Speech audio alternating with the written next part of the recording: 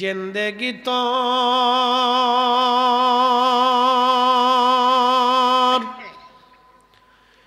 যাইরে ফাঁকি দিয়া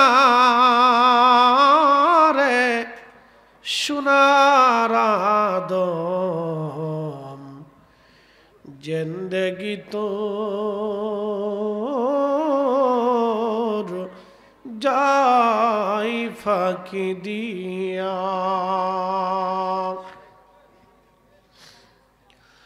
ও আদম রে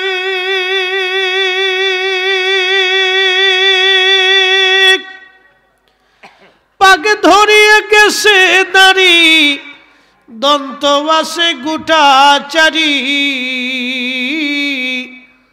সমন জারি গিয়াছে করিয়ারে সোনার আদম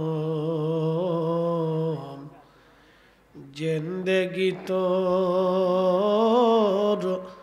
যাই ফাঁকি দিয়া।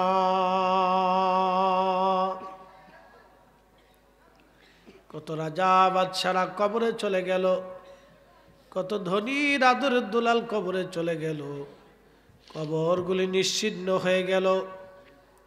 কত বড় বড় ইন্ডাস্ট্রির মালিকরা কবরে চলে গেল, কবরে চলে গেল তারা হাজার হাজার কোটি টাকা রেখে কবরে চলে গেল, সব বৃথা হয়ে গেল। দুইটা জিনিস কবরে নিতে হবে, ঈমান ও আমল, ঈমান ও আমল, ঈমান ও আমল। আল্লাহ বলেন বান্দারে মরণ আসার আগে তুমি আমি আল্লাহর পথে ব্যয় করো, মরণ আসার আগে দিয়ে দাও।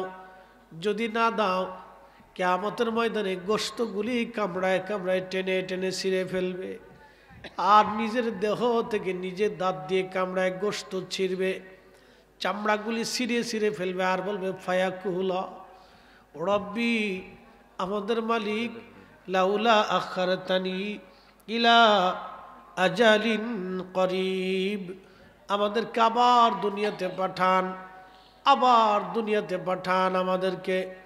ফাসাদ্দাকা বেশি বেশি করে সদকা দিব, ওয়া আকুম মিনাস সালিহিন সালেহিনদের অন্তর্ভুক্ত হয়ে দেব, অন্তর্ভুক্ত হয়ে যাব।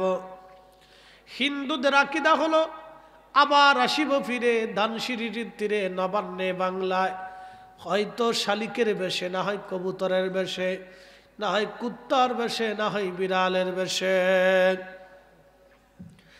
আল্লাহ ডাক দিলেন ওয়ালাই ইউআখিরাল্লাহু নাফসান ইযা জাআ আজালুহা, বান্দারে হায়াত শেষ হলে থাকার আর সুযোগ নাই, আর একবার যদি আমি মালিকের দরবারে আসো ফিরে যাওয়ার আর কোনো সুযোগ নাই। ওয়ান টাইম একবারই সুযোগ,